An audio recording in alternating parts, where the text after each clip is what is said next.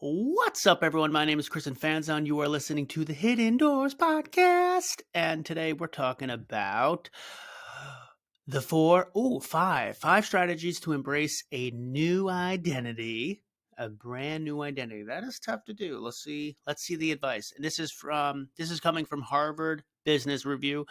We'll be commenting on an article and summarizing an article from Harvard Business Review. If you like what you hear, give me a thumbs up on this video. Subscribe to my channel if you haven't done so already. Hit the notification bell so you can stay up to date on more videos and podcasts like this. I hope you enjoy.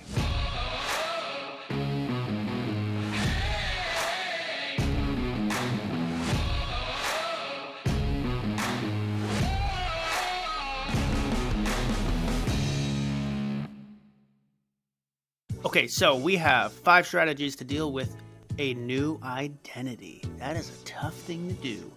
The background of this is that change is inevitable. In this world, change is inevitable. If anything has taught us, if this last 2 years, maybe more than 2 years now, these last couple of years have taught us anything with the pandemic, it is that change is inevitable. Change is going to happen, whether that's culturally, technology, whether through disasters, relationships, career-wise, family-wise, mental and physical. Change will happen.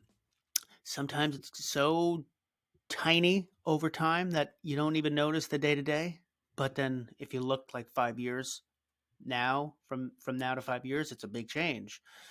It's like when you live with someone your entire life, like a sibling. You're with them every day, so the small changes don't seem like much. But then when you look at pictures like 20 years ago, you're like, whoa, those are small changes. Then there's massive changes, and you got to deal with those things. And regardless of what kind of change it is, this world has change, and the ones who can deal with the change are the ones that are going to be better off mentally, and be able to handle this chaotic, changing world. So we have 5 strategies for dealing with a brand new identity. The Harvard Business Review also particularly looks at people who are really dealing with tougher changes in life, especially with their new identity. So some examples are immigration. So people who immigrate to a new country, and they might have been doing one completely different career, and now they have to move and do something else that they're not trained for. And that's a brand new identity that you have to face. It's a tough challenge you have to face for you and your family. Prisoners who get out of prison and now have a brand new identity. They've been in prison for multiple years. Now, how do they deal with this new world? Things like that are some of the examples that have also been looked at. And people who aren't in those situations, you still have change. But these are just, I guess, more extreme examples that we can look at to reference for ourselves. So the 5 strategies, and then I'll dive into them, is 1, make a distinct break with the past. 2, craft a story to tie the past and present together. 3, acknowledge and work through challenging emotions. 4, focus on meaningful non-work identities. And 5, don't be afraid to fantasize. Okay, so let's break it down. 1, make a distinct break with the past. Oh, I should probably also say that the article is called in Human Business, Harvard Business Review, When a Major Life Change Upends Your Sense of Self. And it's by Madeline Tubiana, Trish Rubottom, and Luciana Turkchik Hakak. I'm horrible at pronouncing names. My wife tells me I'm horrible at it. I get it. I'm horrible. So if I said those names horribly and you listen to this, I apologize in advance. So the 5 strategies for dealing with a brand new identity is 1, make a distinct break with the past. And what this speaks about is that when they interviewed people, those who did better with change expressed a need for something more symbolic that represented a end of a chapter and a brand new chapter in their life, which is interesting because it gets me thinking about, like, we have all these stupid formalities. I used to always think they're just, stupid formalities that you do sometimes. Like when you do something and the deal's almost closed and they say, yeah, but this is just a formality. Or maybe we have a lot of formalities in this world. And and they might actually be more helpful than I thought. In this case, for helping a new identity, what it goes on to say is simply recognizing a specific moment as a divider between the past and the present can help you extricate yourself from an identity that is no longer relevant to your life. Okay, so whatever that is, find something find something symbolic that makes your identity go away. You can use your imagination. Doesn't really matter what it is, but they found that using a symbolic event has helped. uh, Number two, craft a story to tie the past and present together. We are story craving creatures, whether that's a book or a story by the campfire or a movie. We love stories. Ooh, we love simple stories too. So, those who are able to tell their own stories in a way that aligned with a widely recognizable narrative were better able to make peace with their transitions. So, some common narratives were, you know, um, a lot of, when it came to, I remember there was some immigration stories. People who immigrated, their story was, I did it because my family would have a better life. That is probably true. I don't know if they're making up these stories, but having a clean, simple, easy to tell story to somebody else, if you can tell that story to somebody else very easily like that, I did it because I want my family to have a better life, it helps with the transition of going from an old identity to a new one. If you're all scrambled up in your brain and you can barely even think of something, it probably causes more anxiety about the whole situation. You probably aren't as clear, right? It's weird. If you have a clear story to tell somebody else in your head, it's probably very clear why you made that decision or why you're going through something. And if you can't come up with a story and you're scrambled up in your head, I could see it probably being a little bit more tough to even think about why you're in this position you're in. So, come up with a nice story to tie the past and present together.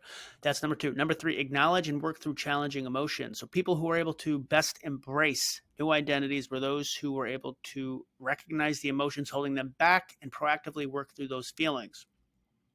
There's many ways to do this. First of all, I think writing, it doesn't talk about this, but I think writing, journaling, whatever you have to do you could write it, fake email, type, I don't care. I think writing forces your brain to think through whatever's going on up there, whatever's going on upstairs in your crazy brain of yours. Writing stuff down helps untangle all those thoughts and emotions, puts them on paper, externalizes them, and you feel better. It's therapeutic. But it's not only therapeutic, it helps you think. I think that people who write are more organized upstairs. I have a whole podcast on this where it's writing is like cleaning your room. Once you write down all of your ideas, your thoughts are less jumbled, more organized. Once you have an organized brain, it's like having an organized room. You're able to know where clothes are. If you have an unorganized brain, it's like an unorganized room. Everything's everywhere. You're all disorganized. Your thoughts all are your thoughts are disorganized. But one way to work through challenging emotions that this article specifically talks about is to intentionally activate an opposing positive emotion intentionally. So, for example, one worker who was forced to change careers due to an injury described how she was able to move past her shame by focusing on taking pride in how she had established and was running her own business.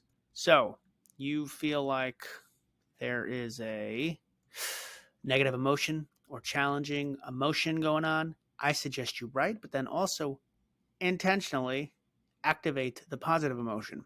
Our brains are strange things that we can work through. That's why I love meditating so much. Become one with your brain. I actually, you know what? Write, meditate, and do an intentionally think about a positive emotion. Boom. I call it those three right there. That is, I think, what will help you a lot. Okay, that's number three. Number four, focusing on focus on meaningful non-work identities. Okay, so in this sense, we are everyone is, I think. It's hard to step away from this, but we are so focused on our identity as what we do. You ever people introduce each other, "Hello, I'm blah blah blah. I'm an engineer. Hello, blah blah blah. I'm a always people are always tied to how they make a living.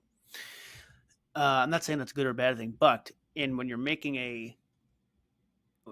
embracing a new identity, usually these new identities are you've changed from this thing you've always done your entire life. You were an engineer for 50, maybe that's a little bit too much, 20 years, and boom, something happened. Maybe something happened in your life and there was a major change, and now you have to deal through that. Um, you if you're tying yourself too much to being an engineer, that's a hard thing. That's a hard pill to swallow. But if you focus on other things, and reminding yourself that your full range of identities can help you focus on the positive and realize that you are more than what you do or what you used to do. And that'll help keep moving you forward. So are you a father? Are you a cousin? Are you an uncle? Do you have a hobby that you continue to do? Do you have values that you continue to uphold? Do you like to write? Do you always still write? Like, what are the other things outside of just how you make money within that, let's say 9 to 5, because that's the most common? How do you make money outside of the normal 9 to 5 work day or whatever hours you work? Are there other things that you take pride in? Are you a parent? Are you a sibling? And any other type of thing? Do you help your community? Do you volunteer? Those are the types of things that uh, help people move past and being so tied to one thing in your life. Because if we're one person, and you have like you have a hobby, you're a family member, you're this, you're that, you're that. But there's so many things. If you had like a whole circle of things, you would you would have a lot of stuff that you do. But for some reason, we're tied to one of them. We're tied to one of them because we do it. Probably because we do it all freaking day. That's the world, right? You got to work nonstop. But we do other things. Just because we work doesn't mean we're not a community member that helps the community. Just because we work doesn't mean we're not a family member that helps our kids. So don't think that you have to be so tied to just your work. Look at the other things that you do in this world. And last, don't be afraid to fantasize. This is an interesting one. This goes to show that people who had nice, beautiful imaginations were able to deal through the current situations that they were in, even if their imagination was like completely bonkers, and we all know that it wasn't going to happen. Those people still had a healthy enough imagination that it got them through the day to day. So people were most comfortable in their new identities were those who imagined that their current circumstances were only a stepping stone on the path to their ultimate, if objectively unrealistic, future. And so this article goes on to say that the surprising element of the strategy is that it still seemed to work, even if the world they imagine was truly a fantasy. I think that what this is trying to say is that you need a balance, I think, of true vision, goals of where you want to be and taking the steps to get there, and a healthy imagination of, this is a stepping stone. In 10, 20 years, I'm going to be doing XYZ. Even if it's really not even that realistic, it still keeps your mental sanity, I guess is what they're trying to say. Okay, so those are the 5 strategies to embrace a new identity. I will summarize very quickly. Mark a distinct break with the past, and do that with symbolic events to end and begin a new chapter in your life. That's 1. 2, craft a story to tie the present and past together. Use that with widely recognized narratives that you can easily explain to yourself, because it helps yourself, and when you explain it to others, because it helps yourself also understand the narrative. Number 3, acknowledge and work through challenging emotions. And you do that by, I say meditating, writing, but in this article, they say intentionally activate opposing positive emotions. 4, focus on meaningful non-work identities. Are you helping your community? Are you a family member? Other things outside of work that you do that you're proud of. And 5, don't be afraid to fantasize. Use that imagination, not to an excessive degree where it's going to hurt you in the end, but be allowed to use that imagination of yours. You got a nice, beautiful brain, I'm sure. So use the imagination. Those are the 5 strategies to embrace a new identity. Change is inevitable. It will happen. And if you're not ready for it, if you're not ready to embrace it, you are not going to be prepared for this world, for any part of it. You're going to be alive for X number of years. Even if it's one more year, change will happen. So be ready for change. Be able to embrace a new identity. Continue learning. Continue to improve in your life. And I hope that you enjoyed. I hope that you enjoyed this podcast. I will see you next time. Take it easy.